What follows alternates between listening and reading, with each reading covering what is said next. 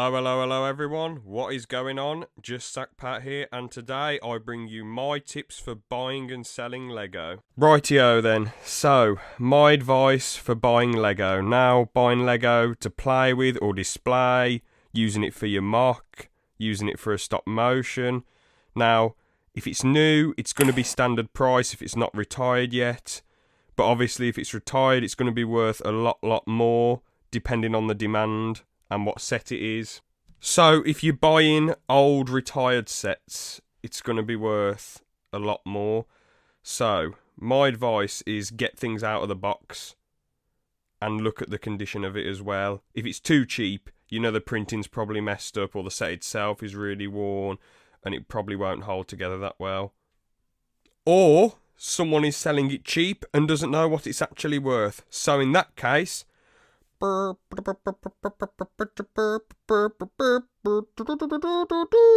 hit the jackpot, my son. Woo!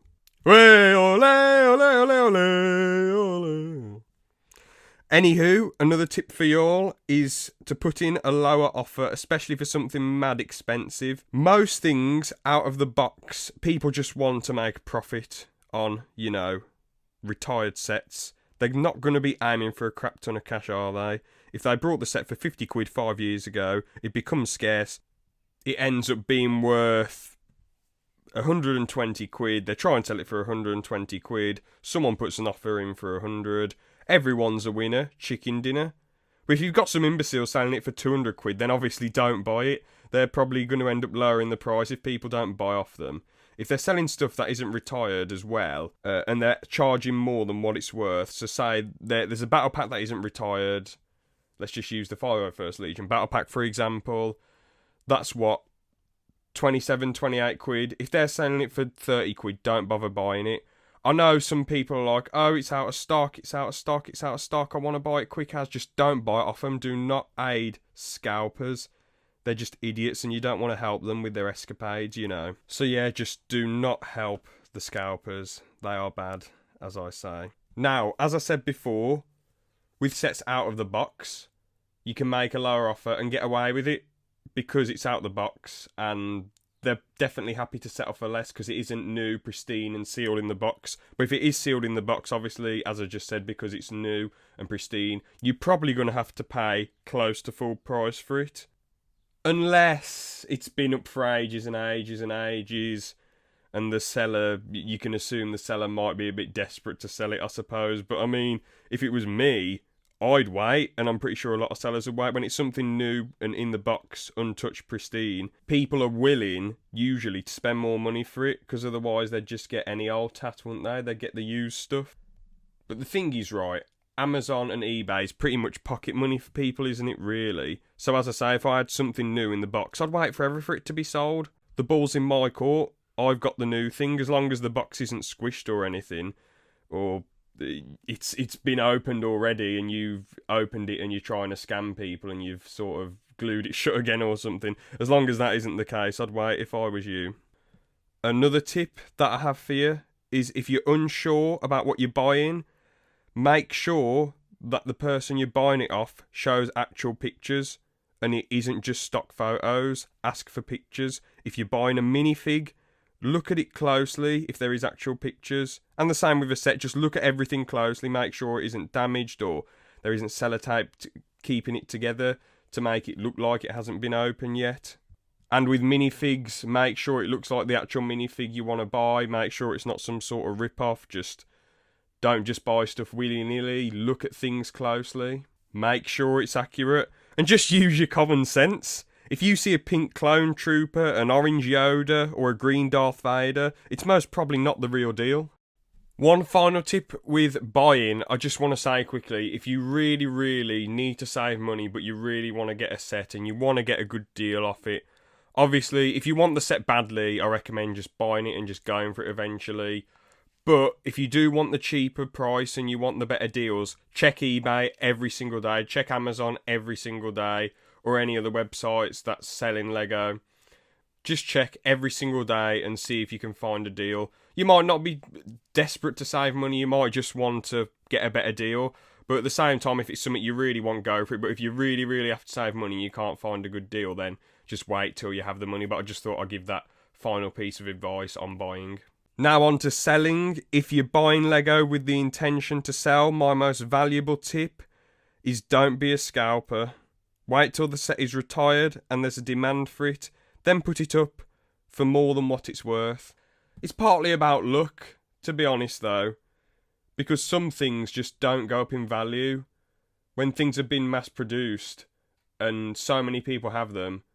And to be fair, there can be things when they've been produced loads and loads and loads and people that they'd still pay quite a bit for them and there's still a demand for them. But there's some things they've just made so many of them, they're not even going to cost that much. Because like clone troopers, for an example, say a certain clone trooper, like the basic clone trooper, people can sell them in bulk because there's so many of them. People aren't going to spend loads of money just for one. So yeah, as I say, it's about luck and sort of knowing your stuff and being able to predict things and think to yourself, alright, this might be worth so much because of X reason. You know, some things just don't go up, some things do go up, so there's a bit of luck involved. Now, this next piece of advice is just something in my humble opinion, but I think if you are going to buy things to sell, the best things to buy are probably battle packs to sell in like 2 or 3 years or 4 years time, mainly because they go up in value, because a lot of people do love army building, and you can also make an easy profit off of them because they're cheap compared to bigger sets, and most of them don't take up much space either. While if you buy 2 Mos Eisley Cantina UCS sets to sell in years to come, sure, they'll probably be worth, what, $1,000, but when it comes to that sort of money, people are almost always going to go for the cheaper option, the out-of-the-box option, or make way lower offers. So, it's really, really hard to sell things that are that big usually, unless you come across some person who's absolutely loaded. And also, the really massive sets, it's going to take up loads of space for years and years before it goes up in value. Because the thing is, right, the Mandalorian Battle Pack, I bought quite a few of them, the original one, in 2011, when I was 11. And now, they're worth like 70 quid brand new in the box. And it only costed 10 quid to buy. That's a humongous profit. Imagine if I bought loads of them. Obviously, I was young and I was more bothered about playing with the Lego or whatever. And, you know, all that jazz. So yeah, you know, things can go up massively in value when they're brand new and in the box. Now, onto things out of the box being sold. This is kind of interesting because with things in the box, you just take pictures of the box and people are like, oh, you know, it's going to cost so much to buy this. And they look at something out of the box, they can actually see the minifigure or the set, and they think to themselves, man, I might actually buy this because I can see the minifigures, it doesn't cost as much, I can see the set, it looks quite good. I might as well buy this, you know. What's the big difference, really? And with selling things out the box, you also have the advantage of they can actually see the figures and the set itself. So that's a really, really good thing. And as I say, most people are just bothered about the Lego. They aren't really that bothered if it's new and in the box. Sure, in the long run, you probably can make more if you've got it in the box, but when it's out of the box, it costs less. You probably can still make a profit after waiting for years. And people are like, man, this is still good. What's the difference? Most people aren't really that bothered. When the set's out of the box, it does take a bit more effort because you have to take pictures of everything.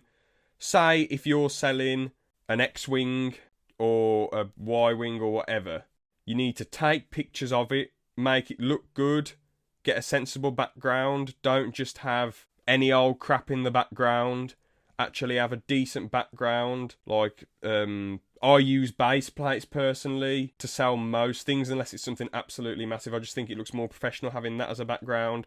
Make sure you take pictures of the minifigures as well. Make sure your build is mostly together. If it's not mostly together, you're obviously going to have to lower the price and you're going to have to tell people, yeah, it's missing a few parts and blah, blah, blah, blah.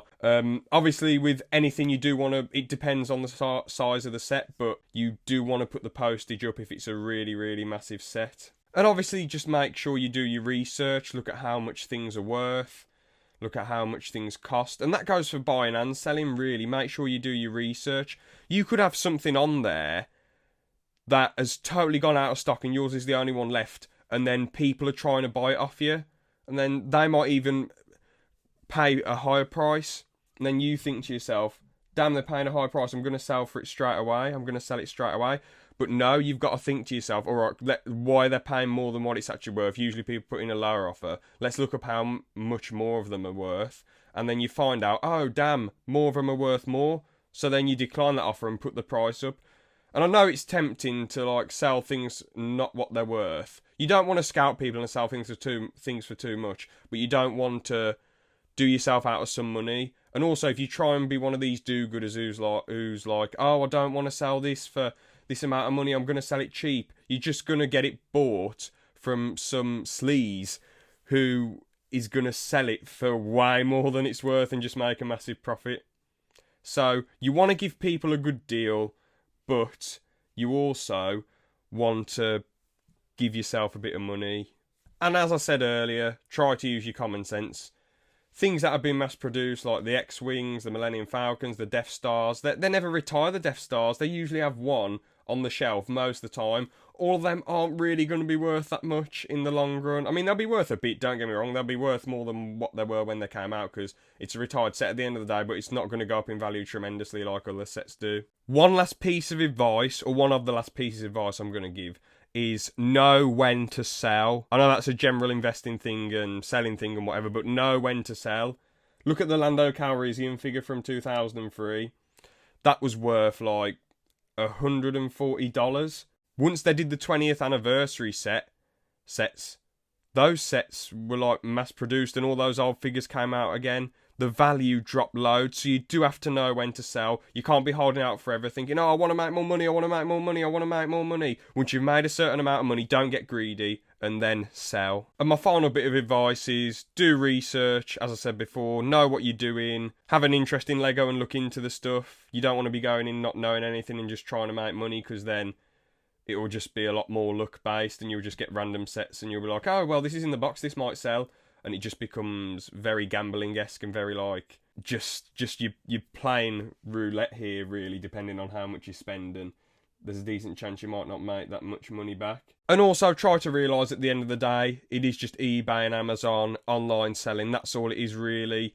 You can make a lot more money at work, so don't be too worried if you're not making a ridiculous amount of cash. If you can make a bit of profit, every little helps, but don't be thinking, oh, I'm going to buy hundreds of sets and I'll make loads and loads and loads of money in the future. Don't go in with that mentality. So those are all my tips for buying and selling. Hopefully you all enjoyed, and hopefully you can take some of these tips away and implement them yourselves. Thank you so much for watching. Please like and subscribe if you enjoyed, and see ya. Have a good one.